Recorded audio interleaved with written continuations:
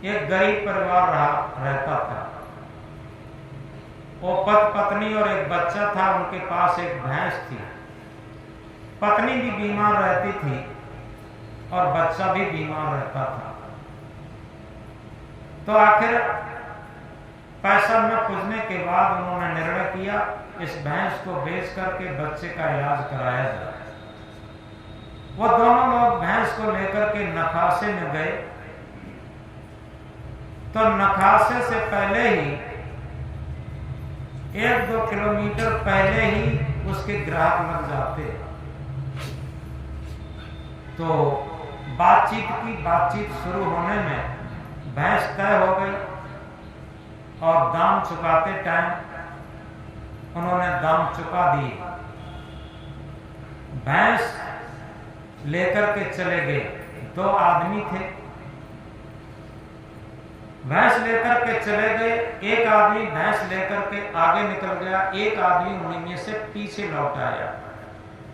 जब पीछे लौट करके आया तो जिस व्यक्ति की भैंस थी उसका नाम था राम प्रसाद। उसने कहा भैया राम प्रसाद कि हाँ, कि तुम्हारे जो रुपए हैं उनमें हमारा 500 का नोट ज्यादा चला गया।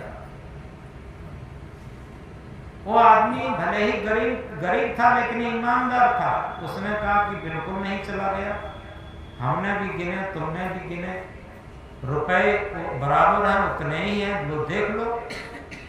तो एक छोटे से कपड़े में गड्डी बंधी थी, उसने निकाल के दी और निकाल के दी। उसने गिने और गिन करके अपनी जेब में रख ली। राम प्रसाद ने कहा कि तुमने अपनी जेब में क्यों रख ली? उसने कहा अरे गलती हो गई, और एकदम गड्डी निकाली जेब से, पकड़ा दी उसे। और जब पकड़ा दी वो गड्डी को लेकर के, कपड़े में बंधी हुई थी, गड्डी को लेकर के वो चल दिया। सबसे पहले बाजार में जब पहुंचा तो उसने कहा कि कुछ बच्चे को भी खिला दें, कुछ हम लोग भी खा लें। उसकी पत्नी भी साथ थी क्योंकि बच्चे का इलाज कराने जा रहे थे।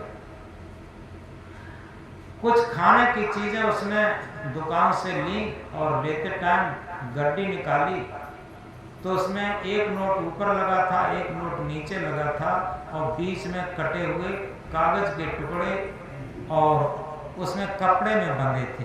क्या हुआ, उतने ही टाइम में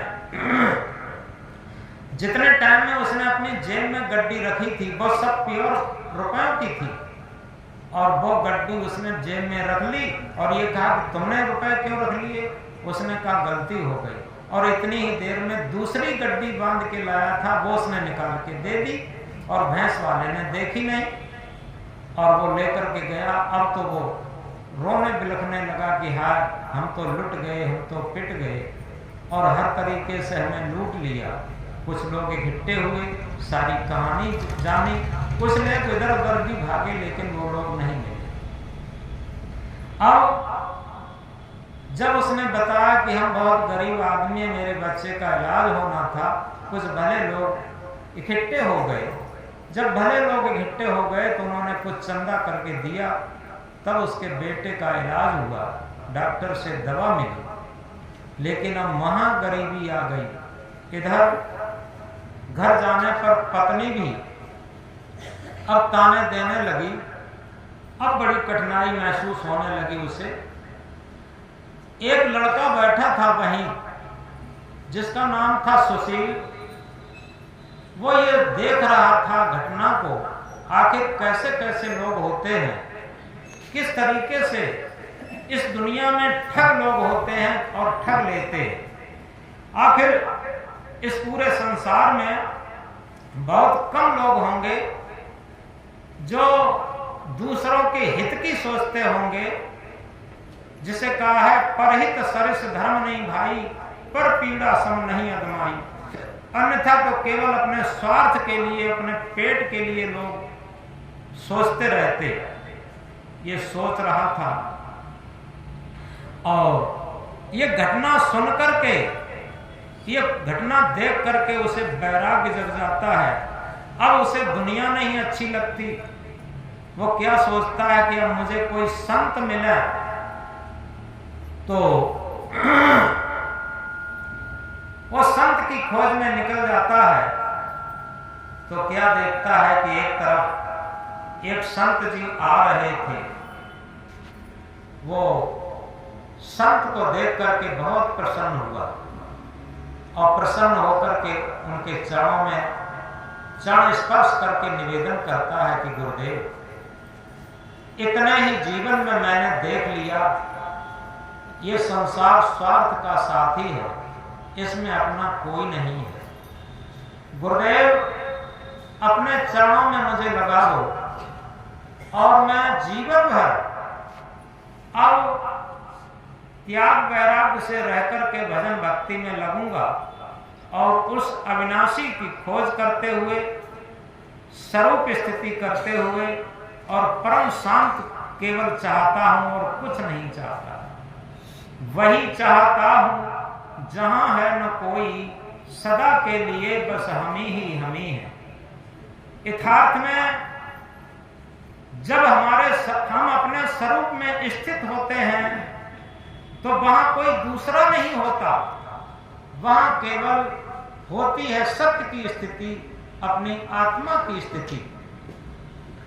तो ऐसा जब निवेदन किया तो वो अपने गुरुदेव के साथ चल देता है। गुरुजी एक नदी के तट पर एक छोटी सी झोपड़ी में निवास करते थे, वही अपना भजन साधना ध्यान करते थे। वहां पर वो सुशील रहने लगा, सुशील दास भी रहने लगा। अब कुछ दिनों सेवा करके उसकी वेशभूषा हो गई, उसका नाम सतेंद्र दास हो गया। इधर क्या होता है, एक दिन वही राम प्रसाद जो लुटपिट गया था, तो वो उदास होकर के, निराश होकर के, और वो भी घूमता हुआ ऐसा लगता पागलों की तरह किसी तरीके से उसी कुटिया पर पहुंचा। और जब उस कुटिया पर पहुंचा तो वो सतेंद्र दास ने पहचान लिया, जिसका पहले नाम सुशील था।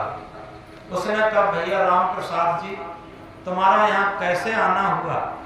अब उस राम प्रसाद को ताज्जुब हुआ कि इन्होंने मुझे कैसे जान लिया, ये तो महात्मा। तो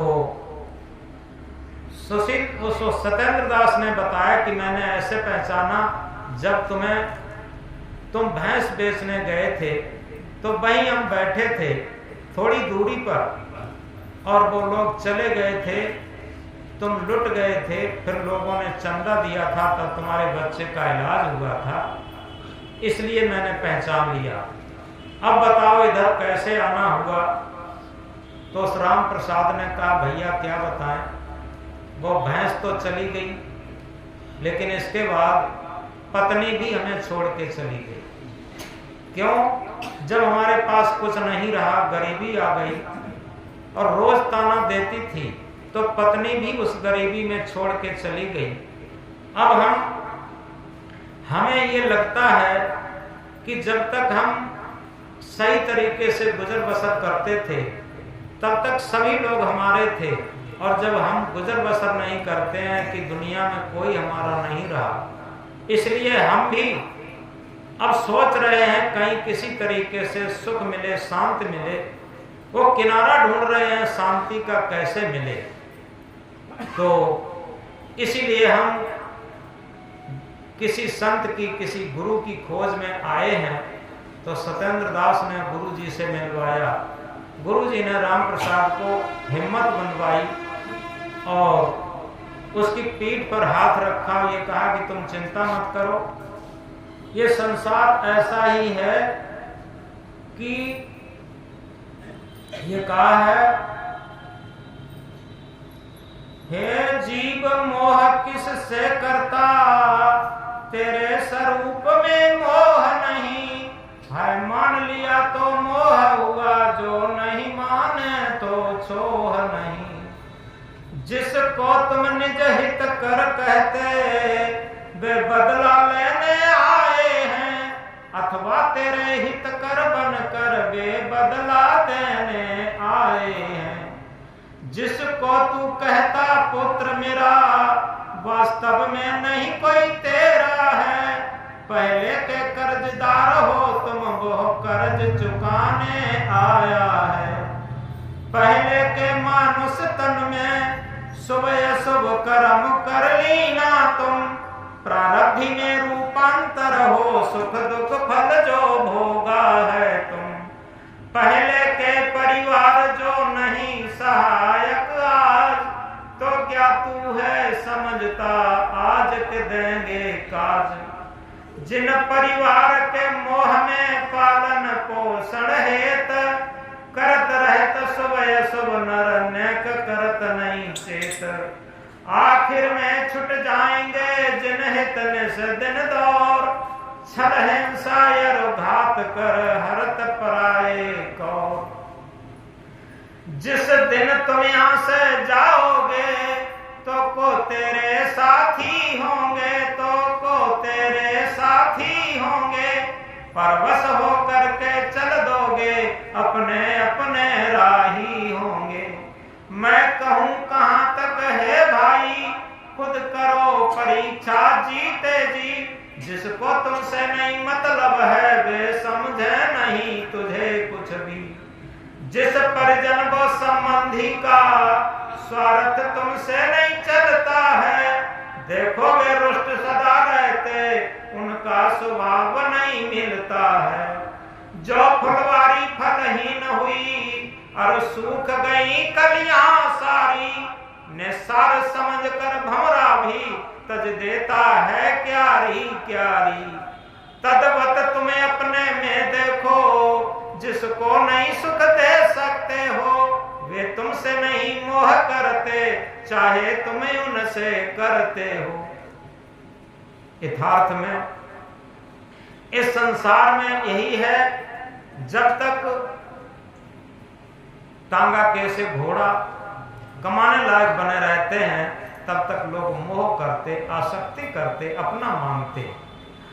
और जब कमाने लायक नहीं रहते हैं तो जैसे टांगा का घोड़ा, इक्का का घोड़ा लगाम काट करके और घूर पर छोड़ दिए जाते हैं घास खाने के लिए, तो इसी तरीके से निग्लेक्ट लोग कर देते। आज वृद्धा आश्रम पनप रहे, यह भारतवर्ष की सभ्यता नहीं है, क्योंकि पहले ऐसा कहीं नहीं था कि वृद्धा आश्रम नहीं थे, वृद्धों का घर में ही सम्मान था। लेकिन आज हमने देखा है जैसे जिन्हें नौकरी के बाद पेंशन मिलती है उन्हें भी सही तरीके से रोटी नहीं मिल पाती। तो इस तरीके से आज ये क्या है, आज केवल ये भौतिकता की देन है कि जितना ही भौतिकता का महत्व बढ़ता चला जाएगा उतना ही आध्यात्मिकता का महत्व घटता चला जाएगा।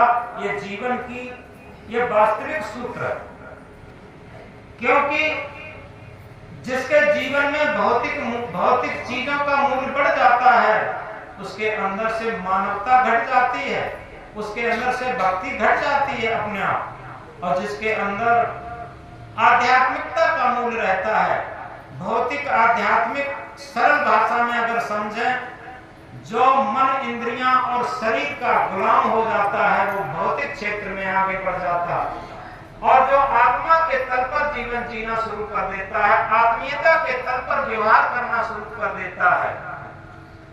इसे देखो रामायण में भी कहा है,